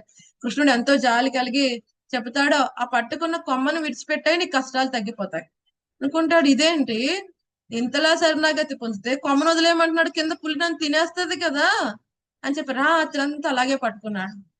సో తెల్లారి అంత వెలుతురు వచ్చేసింది, చూస్తే పులి లేదు ఏమీ లేదు, ఆ కొమ్మ ఆల్రెడీ వంగిపోయి ఉన్నది. జస్ట్ అలా దిగితే జస్ట్ 1 ఇంచ్ డిఫరెన్స్ లో ఉన్నాడు భూమికి, అంతే. కాలు కూడా ఏం పగలవు కదండి. కానీ నమ్మకం లేదు స్వామి మాట మీద కదండి. కానీ ఎవరైతే సంపూర్ణ శరణాగతి అనన్య భక్తి చేసే వాళ్ళకి ఏమవ్వాలి? నమ్మకం ఉండాలి. నా కృష్ణుడు నన్ను రక్షిస్తాడు, రక్షయిస్యసి విశ్వాసం కదండి. ఎటువంటి పరిస్థితి అయినా సరే నన్ను రక్షిస్తాడు కదండి. సో మనం దానికి ఎగ్జాంపుల్ చాలా సార్లు చెప్పుకున్నాం. అప్పుడే కొత్తగా వివాహమైన నూతన వధూవరులు ఒకసారి పడవ విహారంలో వెళ్తూ ఉంటారు. సడన్ గా పెద్దగా తుఫాన్ లాంటిది వచ్చేస్తుంది అనమాట. సో భార్య చాలా టెన్షన్ అయిపోద్ది. ఇంత మంచి భర్త, మంచి సంసారం, మంచి అత్తమామలు ఇంత అద్భుతంగా ఉంటే ఇప్పుడే ప్రళయం వస్తుంది అని చెప్పి చాలా బాధపడుతూ ఉంటాను. కానీ భర్త మాత్రం చాలా సంతోషంగా ఉంటాడు. భార్యకి అర్థం కాదు. ఏమండి మీకు అసలు భయం లేదా? మనం చనిపోతామేమో. ఇప్పుడు ఆయన ఏమంటాడు? సడన్ గా ఒక కత్తి తీసి ఆ భార్య మీద మెడ మీద పెడతాడు. ఏం భయపడుతున్నావా? భలే వారండి, మీకు నేనంటే అంత ఇష్టమో నాకు తెలీదా? నేనెందుకు భయపడతాను? నన్ను అసలు ఎటువంటి విధంగా గాయపరచాడు, నాకు నమ్మకం ఉంది. ఇప్పుడు ఆ వ్యక్తి చెప్తాడు, నాకు అంతే నమ్మకం ఉంది నా స్వామి పట్ల. నా స్వామికి నేనంటో ఎంతో ఇష్టం. ఆయన నన్నెందుకు నాశనం చేసే ప్రయత్నం చేస్తాడో? ఇటువంటి నమ్మకం మనకి ఉండాలి స్వామి రక్షణ పట్ల. ఇప్పుడు ఒకవేళ రక్షిస్తేనే మనకి స్వామి రక్షిస్తున్నాడని కాదు. ఒక్కొక్కసారి మనల్ని మనం అడిగింది ఇవ్వకపోయి కూడా రక్షిస్తూ ఉంటాడు కదండి. మనం అడిగింది ఇవ్వకపోయి కూడా రక్షిస్తాడు. ఒక్కోసారి అడగంది ఇచ్చి కూడా రక్షిస్తాడు. ఆయన ఓన్ వేలో ఆయన రక్షిస్తాడు. ఆయన క్వశ్చన్ చేయడానికి లేదు. ఆయన స్వరాట్, సర్వ స్వతంత్రుడు. కానీ ఆయన ఒక్కడైతే చెప్తున్నాడు, యోగక్షేమం వహం. ఎవరైతే నన్ను శరణాగతి పొందుతారో వాళ్ళు యోగక్షేమం నేను చేసుకుంటా. స్వామి కంటే పెద్దగా తెలిసిన వారం కాదు కాబట్టి మనం స్వామి యొక్క రక్షణ మీద మన నమ్మకం ఉంచాలి కదండి. 4వది ఏమంటున్నాడు ఆయన? గోప్తృత్వే వరణం తథ. గోప్తృత్వే యాక్సెప్ట్ చేయాలి. భగవంతుడే నా గార్డియన్, నా తల్లి తండ్రి, నా మాస్టర్, నా మెయింటైనర్, నన్ను చూసుకునేవాడు ఆయనే. అంతగా ఆయన్ని నమ్మాలి కదండి. అలాగైతే చిన్న పిల్లవాడు ఎంతగా ఉంటాడు? తల్లిదండ్రుల రక్షణలోనే ఉంటాడు కదండి. బయటికి వెళ్తున్నాం, చీకటైనా వాడికి భయం ఉండదు. ఎందుకంటే పక్కన అమ్మా నాన్న ఉన్నారు. వాళ్ళే నన్ను గార్డియన్స్ అని కాపలా చూసేది కదా వాళ్ళే. వర్షం వచ్చినా, ఎండ వచ్చినా, వింటర్ అయినా ఏదైనా టెన్షన్ ఉండదు వాడికి. ఎందుకని వాళ్ళు ఎవరైతే తన్ని గార్డ్ చేస్తున్నారో, ఎవరైతే మెయింటైన్ చేస్తున్నారో వాళ్ళ మీద అంత నమ్మకం. అలాగే గోతృత్వే వరణం తథ. ఎలాగైతే చిన్న పిల్లవాడు ఏ విధంగా అయితే తను మెయింటైన్ చేసి తల్లిదండ్రుల మీద ఉంటాడో అంతే విధంగా ఆయన ప్రొటెక్టర్ భగవంతుడు అని వాళ్ళకి ఆ విధంగా నమ్మకం ఉండాలి. ఇంకోటి ఏంటి? ఆత్మ నిక్షేప. ఆత్మ నిక్షేప అంటే full surrender, selfless surrender, full శరణాగతి కదండి. సో ఈ ఫుల్ శరణాగతి, ఆత్మ నిక్షేప అన్నది ఎప్పుడు వస్తుంది? తన యొక్క కోరిక గాని తన కర్మ గాని భగవంతుడి కంటే ఇండిపెండెంట్ గా ఉండదు. తను చేసే ప్రతి కర్మ, ప్రతి కోరిక, ప్రతి ఆలోచన భగవంతునితోనే ముడిపడి ఉంటుంది. ఇది ఫుల్ సరెండర్. ఎప్పుడూ కూడా భగవంతుడి కంటే, గురువు కంటే ఇండిపెండెంట్ గా ఆలోచన చేయటం గాని, చేసే కర్మ గాని, కోరుకోవటం గాని ఉండదు. ఇది ఫుల్ సరెండర్. భగవంతుడి మిషన్, ఆచార్య మిషన్, ఆ జీవాత్మ యొక్క మిషన్ ఒక్కటే అయినప్పుడు అది ఫుల్ సరెండర్, ఆత్మ నిక్షేప కదండి. సో నెక్స్ట్ ఏంటి? కార్పణ్యే. కార్పణ్యే ఏమంటున్నారు ఇక్కడ? హ్యూమిలిటీ కదండి. హ్యూమిలిటీ అంటే ఏంటి? ఈ కార్పణ్యం అంటే ఏంటి? తక్కువగా అనుకోవటం అంటే ఏమంటే ఏదో ఇన్ఫీరియారిటీ కాంప్లెక్స్ అని కాదు. భగవంతుడే ఈశ్వరుడు, సర్వోన్నతుడు, నేను ఆయన యొక్క దాసుణ్ణి, ఇది తెలుసుకుని వర్తించటమే నిజమైన కార్పణ్యం, హ్యూమిలిటీ కదండి. అంతేగాని చేతులు జోడించి వంగి వంగి వంగి నమస్కారాలు సమర్పించి బట్ లోపల మాత్రం నేను కాబట్టి జరిగింది అని అనుకుంటుంటే ఇంకేముంది? హ్యూమిలిటీ ఇంకేం లేదు కదండి. బయట ఎక్స్టర్నల్ గా ఒకటి యాక్ట్ చేస్తున్నాం, లోపల బయట ఓ స్వామి అని చేతులు మొక్కు, లోపల ఓ కృష్ణ నేను కాబట్టి అది చేశాను కదండి. అలా కాదు. కార్పణ్యం ఏంటంటే బయటికి వంగి వంగి చెప్పటం కాదు, లోపల కూడా ఓ స్వామి నీ దాసుణ్ణి, నిమిత్త మాత్రం భవసవ్య సాచే. నేను కేవలం నిమిత్త మాత్రం ఉన్నాయా. మొన్న ఒక మహారాజ్ చక్కగా క్లాస్ లో చెప్తున్నారు. సో ఎప్పుడైతే మనం నేను అది చేసా, ఇది చేసా, అది చేసా అని గొప్పలు చెప్పుకుంటూ ఉంటామో అప్పుడే మనం చేసిన యొక్క సుకృతి పోతుందంట. అలాగని ఎప్పుడైతే గురువు అడిగారు అనుకోండి, గురువు అడిగినప్పుడు చెప్పాలి. గురు అడుగుతారు, ఏంటి నీ స్టేటస్ ఏంటి, ఏం చేస్తున్నావు, అప్పుడు చెప్పాలి. అలా కాకుండా ఊరికే కొంతమంది గొప్పలు పొగడ్తలు, నోరిపితే పొగడ్తలు చెప్తూ ఉంటారు. కొంతమందిని వేసుకుంటారు వెనకాల, వాళ్ళు కూడా హా హా హా అని కీర్తన చేస్తూ ఉంటారు. ఇలా అయితే ఏమవుతుందంట, వాళ్ళు చేసిన సుకృతి అక్కడికే కంప్లీట్ అయిపోతుందంట. సో ఒకసారి స్వర్గంలో ఒక వ్యక్తి వెళ్ళాడంట. సో ఇంద్రుడు అడిగారంట, ఏమయ్యా నువ్వేం చేసావు గొప్ప కార్యములు? సో ఆ వ్యక్తి ఎప్పుడైతే అలా చెప్పడం ప్రారంభించాడో అప్పుడే తన పుణ్యం అంతా కరిగిపోతుందంట. ఎప్పుడైతే చెప్పడం అయిందో అప్పుడు అన్నట్టు ఇంద్రుడు, సరే అయితే ఇంక స్వర్గం ఖాళీ చేసి వెళ్ళిపో. అదేంటండి అంటే, అవును చెప్తున్నావు కదా, ఆల్రెడీ దాన్ని తినేసావు ఆ పుణ్యాన్ని కదండి. అందుకని చెప్తారు, ఈ చేతితో చేసింది ఈ చేతికి కూడా తెలియకూడదని. ఎందుకంటారు, మనం ఏది కూడా నిమిత్తం మాత్రం. భగవంతుడు నా చేత చేయించాడండి, నాకంటూ అదేమీ లేదు కదండి. అందుకనే అర్జునుడు ఏమని చెప్పాడు, స్వామి నిమిత్త మాత్రం భవ సవ్యసాచి, సవ్యసాచి అవ్వచ్చు బట్ నిమిత్త మాత్రుడు కమ్ము. అర్జునుడు ఒప్పుకున్నాడు కాబట్టి అర్జునుడు అయ్యాడు. ఒకవేళ అర్జునుడు యుద్ధం చేయనంటే భీముడిని ఎంపవర్ చేసేవాడు ఆయన కదండి, లేదా యుధిష్ఠిర మహారాజుని ఎంపవర్ చేసేవాడు ఆయన. ఎవరు నిమిత్త మాత్రుల కింద ఉంటే వాళ్ళ చేత ఆ పని చేయిస్తాడు. అర్జునుడే చేయాలని లేదు. ఒకవేళ అర్జునుడు నేను చేయను అని అటుకు వెళ్ళిపోతాడంటే సరే అయితే భీమాని ఎంపవర్ చేసేవాడు. ఇంకా చెప్పాలంటే భీముడే చంపుతా అన్నాడు ధృతరాష్ట్రుడి యొక్క కుమారులందరినీ, భీముడిని ఎంపవర్ చేయవచ్చు. బట్ అర్జునుడు ఒప్పుకున్నాడు కాబట్టి ఆ కీర్తి అర్జునుడికి గడించాడు. మనం కూడా ఎప్పుడైతే స్వామి యొక్క మిషన్ లో ఉండి కదండి, గురు యొక్క ఆదేశానుసారం భగవంతుని సంతృప్తి పరిచే విధంగా ఆయన శరణాగతి పొంది ఆ నిమిత్తం మాత్రం మనం నేనేది చేయట్లా, నాదేమీ లేదు, అంతా కూడా భగవంతుడు నన్ను ఒక ఇన్స్ట్రుమెంట్ కింద వాడుకుని ఏదో విధంగా ఉద్ధరింప చేస్తున్నాడు నన్ను, ఈ కృతజ్ఞత భావం గురువు పట్ల కృష్ణుడి పట్ల ఉంటే అదేమవుతుంది, అది నిజమైన హ్యూమిలిటీ. అంతేగాని పడి పడి పడి పెట్టేసి ఆ గురువు గారు పక్కకి వెళ్ళంగానే అంతా నాదే తెలుసా, ఏదో ఆయన ఒకసారి అలా బ్లెస్ చేశారు అంతే, మొత్తం అంతా నాదే, నేనే నా చదివించుకున్నాను, ఇలా మాట్లాడుతూ ఉంటారు కొంతమంది. గురువు ఎదుర్కొంటే ఒకటి, గురువు వెనకాల ఒకటి, ఇలా కాదు కదండి. సో బయట ఎలా ఉంది, లోపల అదే స్థితి.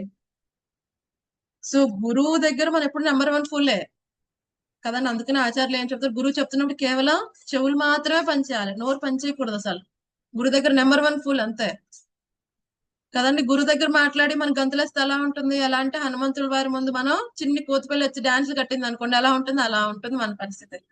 అందుకని గురువు ముందు కృష్ణుడి ముందు మనం ఏం చేయాలి, సర్వస్య శరణాగతి. ఎస్ సార్, అవునండి, ఇంతే, ఒకటే సమాధానం రావాలి గురువు దగ్గర కృష్ణుడి దగ్గర, ఏంటి, ఎస్ సార్, అవునండి, మీరు ఎలా అంటే అలా, కరిషే వచనం తవ, హే కృష్ణ నువ్వు ఎలా చెప్తే అలా చేస్తానయ్యా. అర్జునుడు కూడా అదే చెప్పాడు కదా. అలాగే మనం కూడా స్వామికి సర్వస్య శరణాగతి పొందితే మా శుచః, భయపడాల్సిన అవసరం లేనే లేదు. ఇందులో మనకి ఏమి బాగా ఉపయోగపడతాయి, ఏబిసిడి, అసోసియేషన్, భక్తుల యొక్క సాంగత్యం, బుక్ రీడింగ్, పుస్తకాల అధ్యయనం, శాస్త్రముల అధ్యయనం, సి చాంటింగ్, భగవంతుడి యొక్క నామజపం, డి డయట్, భగవంతుడి యొక్క కృష్ణ ప్రసాదం. ఈ 4 కూడా మనకి ఈ సంపూర్ణ శరణాగతికి అన్ని విధాలా మనకి ఉపయోగపడతాయి. సో కాబట్టి మనం కూడా చక్కగా ఈ కృష్ణ భగవాన్ క్లియర్ గా చెప్పారు, అన్ని విడిచిపెట్టవయ్యా, అన్ని విడిచిపెట్టాం. కానీ కొంతమందికి చాలా సందేహం ఉంటుంది, ఇంతకుముందు ఆ దేవతను ఆరాధన చేస్తున్నా, ఈ దేవతను ఆరాధన చేస్తున్నా. చాలా మంది అంటారు మానేస్తే ఏమవుతుంది కదండి. సో దానికోసం ఒక మంచి చిన్న స్టోరీ చెప్పుకుని మనం కంప్లీట్ చేద్దాం. ఒకసారి చండీదాస్ అని ఒక భక్తుడు ఉంటాడు, చండీమాత యొక్క గొప్ప భక్తుడు. 2 అన్నదమ్ములు ఉంటారు, చండీదాస అలాగే వాళ్ళ అన్నగారు. వాళ్ళ అన్నగారేమో నిరుపేద, బట్ చండీదాస ఈ యొక్క దేవి కృప కారణంగా చాలా ఐశ్వర్యవంతుడు అవుతాడు. ఆ చండీదేవిని కూడా బాగా ఆరాధన చేస్తూ ఉంటాడు. చండీదేవి కోసం పెద్ద పూల గార్డెన్ తయారు చేస్తాడు. ప్రతిరోజు ఆవిడకి మంచి మంచి పుష్పములన్నీ సమర్పిస్తూ ఉంటాడు. ఈ చండీదాస్ యొక్క బ్రదరు విష్ణు భక్తుడు ఒక శాలిగ్రామ శిల ఉంటుంది. పాపం తన దగ్గర ఏమి ఉండదు అసలు ఆఫర్ చేయడానికి, ఒక్కొక్క రోజు పువ్వులు కూడా ఉండవు. సో అలాగని చండీదాస్ని అడగలేడు, నీ ఫ్లవర్స్ కొని తీసుకుంటానని. సో ఇలా జరుగుతూ ఉంటుంది. ఒక రోజు చండీదాస్ గార్డెన్ లో చాలా అద్భుతమైన ఫ్లవర్స్ ఉంటాయి. సో వాళ్ళ అన్నగారు ఏం చేస్తాడు, మానసికంగా ఒక ఫ్లవర్ ని శాలిగ్రామకి ఆఫర్ చేసేస్తాడు. సో తెల్లారే అది తెలియక చండీదాస్ ఏం చేస్తాడు, అదే ఫ్లవర్ కోసి చండీమాతకి ఆఫర్ చేస్తాడు. వెంటనే చండీమాత దర్శనం ఇస్తుంది. తను ఆశ్చర్యపోతాడు, రోజు నీకు ఫ్లవర్స్ పెడుతున్నాను, ఒక్క రోజు కూడా దర్శనం ఇవ్వలేదు తల్లి, ఈ రోజు ఎందుకు ఇచ్చావు? అప్పుడు ఆవిడ చెప్తుంది, ఇది ఆల్రెడీ నీ అన్నగారు శాలిగ్రామకి ఆఫర్ చేసిన ఫ్లవర్. నాకు ప్రసాదం ఆఫర్ చేసావు, నేను చాలా సంతోషపడ్డాను ఈ రోజున. నాకు ఆ విష్ణు ప్రసాదం దక్కింది నీ వల్ల, అందుకని ఏ వరం కావాలంటే అది. ఆశ్చర్యపోతాడు చండీదాసుడు. అవునా తల్లి, మరి ఇన్నాళ్ళు నాకు ఎందుకు చెప్పలేదు? నేను ఆరాధన చేస్తున్నాను కదా, విష్ణువుని ఆరాధన చేయను ఎందుకు చెప్పలేదు? ఇన్నాళ్ళు నన్ను శ్రద్ధగా ఆరాధన చేసిన ఫలితమేనయ్యా ఈ రోజు నీకు అర్థమైంది ఆ విష్ణువే సర్వానికి కారణమని. కదన్నా, దేవీ దేవతలు కూడా మనకు సహకారం చేస్తారు కానీ ఎటువంటి విధంగా నాశనం తర్వాత చండీదాసు గొప్ప విష్ణు భక్తులు అవుతాడు.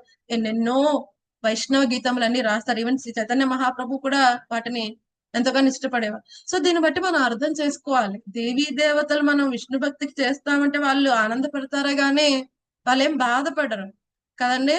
సో ఎప్పుడైనా సెకండ్ క్లాస్ నుంచి థర్డ్ క్లాస్ కి వెళ్తుంటే టీచర్ హ్యాపీ అవుతుంది కానీ ఈ స్టూడెంట్ సెకండ్ క్లాస్ లోనే ఉంటేనే బాగుంది నాతో పాటు అని ఏ టీచర్ అనుకోదు కదండి. అలాంటిదే. సో మనం ఫైనల్ గా ఆయనే ఏమంటున్నారు, ఆయన మొత్తం ఆయనే ఆధారం కదండి. అని ఎవరికి అర్థమవుతుంది? బహునాం జన్మనాం అంటే ఎన్నో జన్మల తర్వాత ఒకడికి అర్థమవుతుంది ఏంటి, వాసుదేవ సర్వమితి సమహాత్మ సుదుర్లభ. అటువంటి వాడు మహాత్ముడు, వాసుదేవుడే సర్వానికి మూలం అని అర్థం చేసుకుని మన అదృష్టవంతులు, మన ఆచార్యుల దయ వల్ల మనం అది అర్థం చేసుకుంటున్నాం. కాబట్టి ఈ అద్భుతమైన విషయాన్ని మనం తెలుసుకుని ఆయనకి సర్వస్య శరణాగతి పొంది మన జీవితాన్ని మనం సార్థకం చేసుకోవాలి. ఇంతతో కంప్లీట్ చేద్దామండి. ఏమైనా సందేహాలు ఉన్నాయా డివోటీస్? చాలా అద్భుతంగా చెప్పారు మాతాజీ. మీరు అన్నట్లుగా మాతాజీ చాలా మందికి సందేహాలు, దేవీ దేవతలను ఆరాధిస్తున్నామో వాళ్ళని చూస్తే వాళ్ళకి కోపం వస్తుందా అది ఇదని ఎన్ని సందేహాలు మాతాజీ.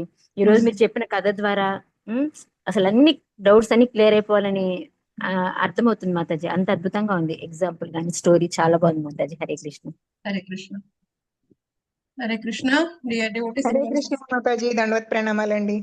ధన్యవాద్ ప్రణామ్. Okay, thank you so much dear devotees. రేపటి నుంచి కొత్త థీమ్ స్టార్ట్ అవుతుంది. హరే కృష్ణ మాతాజీ. అంటే ఈ రోజు క్లాస్ డౌట్ కాదు మాతాజీ, మీరు బుల్బుల్ ఒకటి చెప్పేవాళ్ళు కదా, బండి మీద ఎడ్ల బండి మీద బుక్స్ అన్ని గ్రంథాలన్నీ తీసుకొచ్చి ఓ స్వామి అక్కడ పెడుతుంటే అది గుర్తు రావట్లేదు మాతాజీ. ఈ మధ్య స్మరించుకోవటం మర్చిపోయాను. అది ఎవరు అలా తీసుకొచ్చి ఎక్కడ? శ్రీవాస ఆచార్య, శ్రీవాస ఆచార్య అలాగే నరోత్తమ దాస్ ఠాకూర్ వారు, వీళ్ళు మన గోస్వాములు, జీవ గోస్వామి అని మిగతా గోస్వాములు రాసిన గ్రంథములన్నీ తీసుకుని వెళ్తుంటే బుల్లెట్ కార్ట్ లో అక్కడ ఉన్న రాజు వాళ్ళు అపహరించి వాళ్ళు పక్కన పెట్టేస్తారు. తర్వాత మళ్ళీ అది రిట్రీవ్ అవుతుందో తర్వాత ఒడిస్సా, వెస్ట్ బెంగాల్ లో ప్రచారం చేస్తారు. శ్రీవాస ఆచార్య, నరోత్తమ దాస్ ఠాకూర్, శ్యామానంద పండిత, అయితే వీళ్ళ ముగ్గురు. శ్రీవాస ఆచార్య, శ్రీవాస పండిత కాదు, శ్రీవాస ఆచార్య. నారదుల వారు కదా మాతాజీ. శ్రీవాస పండిత నారదమని, శ్రీవాస ఆచార్య నెక్స్ట్ జనరేషన్. జీవ గోస్వామి దగ్గర వీళ్ళు జీవ గోస్వామి శిక్షా గురువు కింద చేసుకుని ఆయన నేర్చుకుంటారు అదన్నమాట. సో ఆయన యొక్క దీక్షా గురువులు ఎవరు? శ్రీల గోపాల భట్ట గోస్వామి గారు, సో బట్ శిక్షా గురు ఇలా ముగ్గురికి కూడా శ్రీవాస ఆచార్య, నరోత్తమ్ దాస్ ఠాకూర్ మరియు మన శ్యామానంద పండిత, అవును, దుఃఖీ కృష్ణ దాస్, అవును, వీళ్ళ ముగ్గురికి మళ్ళీ జీవ గోస్వామి గారు శిక్షా గురువు కింద ఉంటారు. వాళ్ళ దీక్షా గురువులు వాళ్ళ దగ్గర నేర్చుకున్నంత నేర్చేసుకుని మళ్ళీ జీవ గోస్వామి గారి దగ్గరికి పంపిస్తారు. ఆయన దగ్గర శిక్ష తీసుకోండి, ఎలా ప్రచారం చేయాలో జీవ గోస్వామి గారు ఎక్స్పర్ట్ అని ఆయన దగ్గర పంపిస్తే ఆయన దగ్గర నేర్చుకుని అప్పుడు శాస్త్రములన్నీ పట్టుకుని బృందావన్ మళ్ళీ వచ్చే ప్రయత్నం చేస్తున్నప్పుడు మధ్యలో అపహరింపబడతాయి. మళ్ళీ అవి రిట్రీవ్ చేసి తర్వాత మళ్ళీ వెస్ట్ బెంగాల్, ఒడిస్సా, బృందావన్ ఇవంతా కూడా వాళ్ళు ప్రచారం చేస్తారు. వాళ్ళంతా సెకండ్ జనరేషన్ మాతాజీ.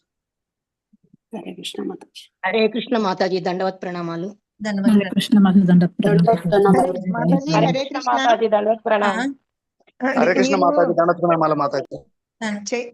చైతన్య మహాప్రభు చెప్పారు కదా భౌతిక దాసానుదాసుండని, అది కొంచెం వీలైతే పెడతారా మాతాజీ ప్లీజ్? నేను పంపిస్తానండి, ఆ శ్లోకం మీకు పంపిస్తాను.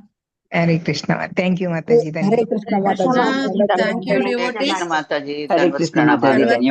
మళ్ళీ రేపు కలుద్దామండి. రేపు నుంచి కొత్త థీమ్ స్టార్ట్ అవుతుంది. ఏమిటి? ఏ విధంగా ఆత్మ ఒక దేహం నుంచి ఇంకొక దేహానికి వెళ్తుంది, సోల్ ట్రాన్స్మైగ్రేషన్. దాని కాన్సెప్ట్ మళ్ళీ కొన్ని రోజులు మనం దానికి సంబంధించిన శ్లోకములు మనం చర్చించుకుంటాం. హరే కృష్ణ కృష్ణ కృష్ణ హరే హరే హరే రామ రామ రామ హరే హరే. చంద్ర శ్రీమద్ భగవద్ గీత की जय, लीला प्रभुपाद की जय, गुरु महाराज जय पताका स्वामी महाराज की जय, निताय गौर प्रेमानंदे हरि हरि बोल. Thank you devotees. Hare Krishna. దండవత్ Hare ప్రణామాలు.